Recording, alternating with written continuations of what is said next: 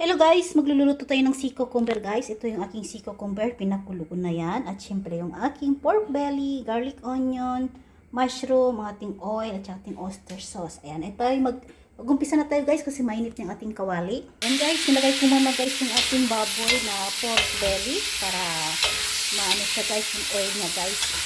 Ito muna yung ginisa ko guys ang ating pork belly. At syempre maya konti maglalagay tayo ng ating garlic and onion. So, gawin ko muna ito brown konti guys. I-brown ko muna ito konti guys ha. And then, ito yung ating sea cucumber. Na dati hindi ako kumakain to guys. Pero, masarap pala. Yan. Pero dito na rin guys na naranasan. Yan. Kailangan, yung pagluto nito ay i-boil nyo muna. Tapos, buksan nyo sa gitna kasi alam nyo naman yung dumi nyo. Yan. Mamaya konti ay isasali na natin dito. So, ilalabas ko lang muna yung oil, yung ating pork belly. Igisay muna natin konti. Yan, mainit na guys. Maitim na yung ating kawali kasi nga nagluto ako ng duck. Siyempre alam nyo naman. Pasensya na magalaw yung aking kamay kasi nahawakan ko lang guys. Labas ko muna ng oil konti guys ha. Ito na guys, brown na siya. So, maglalagay na tayo ng garlic onion para tuloy-tuloy na siya na lulutuin natin. Yan, hindi na siya. Yan na guys, nilagay natin garlic onion. Yan, silang natin ng maayos. Malabas na yung aroma niya. Sobrang bango. Plus naglagay pa tayo ng garlic onion. Yan, ito na guys. So, ilalagay na natin yung ating mushroom. Yan ang ating mushroom. Itong mushroom guys, galing ko sa restaurant. So, pwede nyo na kainin dito. Ilalagay sa mga vegetables, sa mga pechay. So, maglalagay na tayo ng ating sea cucumber. Lahat na yan guys. Yan. Sipot ng sa dasal yan guys, dasal ni Akong. Siyempre pagdating naman sa dasal, bawal kumain kasi nga inuuna mo na sila. Kailangan pag inalay nyo ito sa altar nila ay kailangan hindi nyo pa nabawasan. Yung tikman natin pwede yung kasi siyempre tayo nagluluto yan. Ito na guys, so lagyan na natin ating oyster sauce. Oyster sauce. Yan. Ito yung ating oyster sauce. Yan. Vegetarian mushroom oyster sauce. Yan. Spray natin. Tapos lagyan natin ng tubig.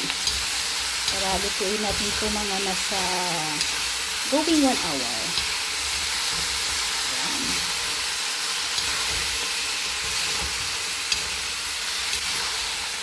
Tapos lagyan natin ito sa kaserola para bukas initin natin, lalay na natin yung dasal. Lagyan natin ang dark sauce. Yan. Ito yung aking dark sauce guys, oh. Caramel. Yan, ito yung aking dark sauce. Yan, yan, yan. Wala kasing available yung dark sauce na ginagamit. So, yan. Lagyan natin ng tubig. Okay. Sa Pilipinas, hindi sila kumakain ito. Pag uwi ko, magluluto ako at kakain nila. Hindi pa natikman nila eh. Pag uwi ko sa aking mga pamilya, lutuin ko siya ng sea cucumber. Kaya pa, pwede ba rin tubig guys. Siyempre, huwag kalimutan maglagay tayo ng white pepper. Yan. Yan. Takpan na natin guys para ano na siya. Ito guys, kumukulo na yung ating sea cucumber na may kasamang pork belly.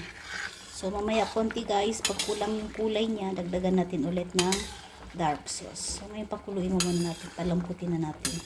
So may mga ingredient na to guys, asin, white pepper, lahat na yan, kompleto na yan. Yan. Takpan muna natin guys. At ang aking kawali ay itim na kasi nagluto ako ng ano guys, pato para sa dasal din. Tapos bukas naman, ang gagawin ko naman ay magpiprito naman ako ng isda. Same thing guys sa isda, yung procedure, bawal din tanggalin yung mga buntot. So, kailangan buong buo din. Dalawa yung guys, isa sa Panginoon at saka isa dito sa mga minamahal nila na napayapa. At saka isang buong manok na steamed chicken at isang drumstick din sa labas. So, ganito na guys. Abangan lang natin hanggang magiging konti na lang yung tubig at dagdagan natin kung dapat dagdagan yung ating dark sauce. See you later guys. Yan, ito na guys yung ating sea cucumber. Yan. Malapit na. Balinintay ko na lang guys magiging ano niya, yung sauce niya. Maging konti na lang. Yan, ganito lang guys. Naka-ready na po ang aking duck. At syempre, yung ating sea cucumber naman ay malapit-lapit na din. Yan, ganito lang guys ang pagluluto ng ating sea cucumber na may kasamang oyster sauce, dark sauce, white pepper, mushroom, pork belly, at syempre ang ating sea cucumber. Ayan, tingnan nyo guys. Malapit na guys. Konting tiis na lang ang dora. At tayo ay ilalagay na sa ating kawali. Nakaready na din yung ating casserole guys. Ayan. Wala na yung ating casserole guys. Ayan, takpan muna natin guys konti. Ayan, konti na lang. Konti na lang. Yan. So, diba? Kita nyo guys, oh. Yan. Ganito lang pagluto ng ating sea cucumber. Takpan mo na. O mga ano na lang guys, seconds na lang to. Yan, buksan natin. Yun, no? Ay, thank you Lord. At tapos din guys, ang aking sea cucumber na may kasamang yan. O, diba?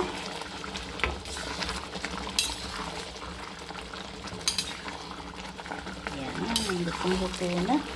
Pwede natin patayin guys at ilalagay natin sa ating kaldero para bukas initin na lang natin to. Kasi bukas marami pa akong gagawin guys. Ang ating steamed chicken, pritong fried natin yung tofu at saka yung ating tawag ng isda. Yan, so bukas maga akong magigising guys, mga nasa 4:30 gising na ako. Yan, takpan na natin.